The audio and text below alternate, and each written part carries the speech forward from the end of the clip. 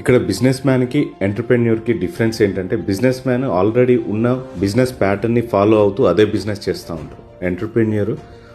Entrepreneur mind set ఎలా ఉంటుందంటే, ఒకవేళ మామిడికాయలు అమ్మే బదులు దాన్ని జ్యూస్ చేసి అమ్ముదామా, లేకపోతే జ్యూస్ బాటిల్ చేసి పెద్ద బ్రాండ్గా మార్చి అమ్ముదామా, లైక్ మాజా అట్లా, ఇలా మైండ్ సెట్ అనేది ఉంటుంది.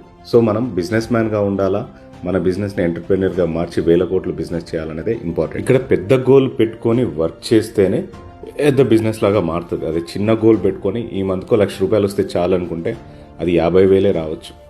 అలాగే మీరు చేసే బిజినెస్ని ఎలా డెవలప్ చేయాలా, దాన్ని 100 కోట్లు 1000 కోట్లకి ఎలా తీసుకెళ్ళాలి అని ఆలోచించినప్పుడే మీరు ముందుకెళ్తారు, దానికన్నా డబల్ సంపాదిస్తారు, లేదా మంచి పొజిషన్లో ఉంటారు అట్లీస్ట్. సో బ్రాండింగ్ క్రియేషన్ ఒక ఎంటర్ప్రినర్ లాగా ఆలోచించడం చాలా important.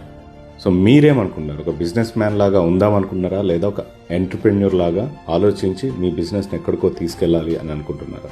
So think like entrepreneur so that మీరు బిజినెస్ మ్యాన్ లాగా చాలా డబ్బులు సంపాదించుకోవచ్చు, లేదా ఒక ఎంటర్ప్రెన్యూర్ లాగా ఆలోచించి మీ బిజినెస్ని చాలా దూరం తీసుకొని వెళ్ళండి.